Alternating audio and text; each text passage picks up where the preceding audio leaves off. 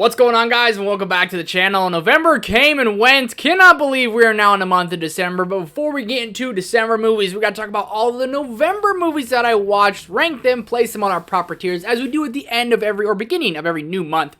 Let me know what movies you watch down below in the comment section. Hit the like button, subscribe button, notification bell, and let's hop into this. I only saw 5 new movies in the month of November. It was a much busier month than I intended. I wanted to see like 8 or 9. Only got around to seeing 5, and let's hop into these tiers. Starting off with our tiers, we have Best of the Month, Great, Good, Meh, and Worst of the Month. These movies are in no particular order in which I saw them. First up, we have The Marvels, which is actually going to go in the Worst of the Month. And by far, this is my least favorite movie of the entire month. It felt truly like a filler movie. Like, there was no real direction or anything we were actually going.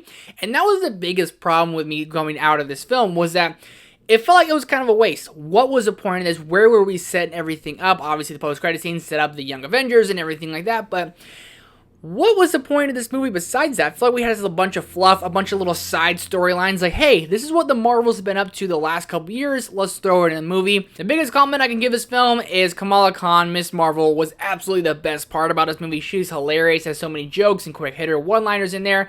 Other than that, definitely a more forgettable MCU movie, and probably one of my least favorite of the year, like probably in that top 10 range, which is sad, real sad.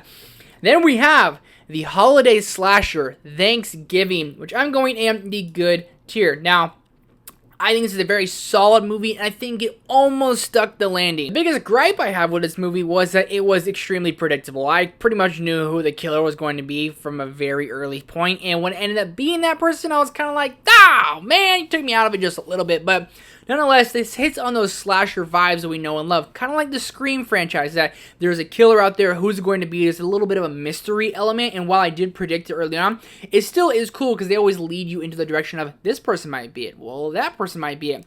The kills are absolutely creative and extremely gory. Eli Roth apparently is just the most gory director out there, and this movie has they're brutal. It's absolutely brutal. Several times I kind of had to close my eyes and look away, like, that was a little much. Dude gets his head sawed off. It was nasty. It was absolutely nasty, but nonetheless, a fun slasher movie that I might watch around every time Thanksgiving time, and I believe this just actually got announced that it's getting a sequel, which is really cool. Fans loved it, made on a very good low budget, and nonetheless, I wish I just didn't predict the killer so early on. I probably would have enjoyed it that much more, but for the most part, I enjoyed the hell out of Thanksgiving. Then we have The Hunger Games, The Ballad of Songbirds and Snakes, which is going in the Best of the Month tier. The more I think about this movie, the more I freaking love this movie. And this is one of my all-time favorite franchises, and I always hated the character, like all of us do, of President Snow, and I never thought they'd make a young Coriolanus Snow so likable, but they did. He's so likable. Tom Blythe absolutely crushed it in this role, and he's just a young guy, comes from nothing, really trying to make his way in the Capitol, and I like that they hit on that. They gave him more of a backstory. Who is this guy, and who is he going to be, and how does he become the President Snow that we know and hate today? He turns from so likable to really just going to the dark side of evil Coriolanus Snow. Nonetheless, the games in this movie, while the games were very interesting and they were intriguing, the arena itself wasn't as captivating as the previous Hunger Games movies. Obviously, this is taking place 60 years before that all happened, and Rachel Zegler is absolutely perfect as Lucy Gray Baird. Probably one of the best Hunger Games characters overall and throughout the entire franchise, and it's told in 3 parts: the beginning, before Hunger Games, post Hunger Games, and I thought they did it really well.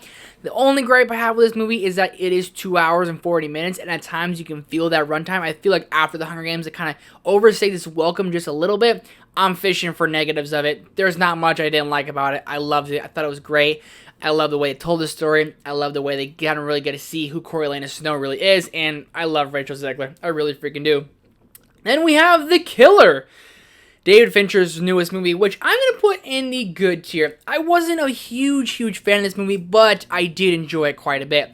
I feel like it took a little bit of time to get into, and that time to get into kind of took me out of the movie. My wife couldn't even get past 15 minutes of the narration and the slow burn that was setting up this entire film, so it took me a couple of tries to watch this movie, I'm not going to lie to you, but once you get kind of into the guts, the details of this movie, it starts to hit hard, it starts to get good, it starts having that David Fincher aspect that we love. And Michael Fassbender, one of the most underrated actors, or at least underappreciated actors in today's time, because He kills it in this movie. He crushes it. And they have his hand-to-hand combat fight scene, probably 3/4 of the way through the film, that got me out of my seat. It got me jumping. It's kind of what I wanted the whole movie to be. Instead of this more of a slow burn, I wanted more of this action because it was handled so well. I just wanted a little bit more of like David Fincher in there. I wanted a little bit more fast paced, maybe more, or if it wasn't so fast, and since it was a slow burn, maybe more of that psychological thriller element, maybe a little bit more like tense, thrilling. But I'm sounding like I'm hating on this movie. I really did enjoy it. Michael Fassbender is great. The score is very subtle. The action, when it's there, is very good. And overall, the story is something we have seen before, but I'm glad to see David Fincher back, and I really like that he tackled this instead of something like Mank, which I hated. I did not like Mank at all. And finally, we have Disney's Wish, the Disney 100-year anniversary movie. Great tier. I love the songs. I like the animation style. I love the villain. I love the way they told this whole story. I've been singing the songs left and right since it. This is the thanks that I get. Absolutely fire from Chris Pine. And the voice cast is absolutely great. Ariana DeBose, it's just perfect. I mean, 100% is a story we have seen before, but I just love a good Disney movie that has Easter eggs in there that really bring you back into the Disney magic. And I felt this movie really captivated that. And I really dug it. I really did, and I'm probably going to buy it on Blu-ray, and I can't wait to watch it when it comes on Disney Plus, because I really dug this one. That's going to do it for my November movies ranked. Cannot believe there's only like 30 days left in the year. Let me know your ranking of every movie watching in the month of November down below in the comment section. Come back tomorrow, because we'll have a most anticipated list for the month of December. All that and much more. Thank you guys so much for watching. I'll see you in the next one.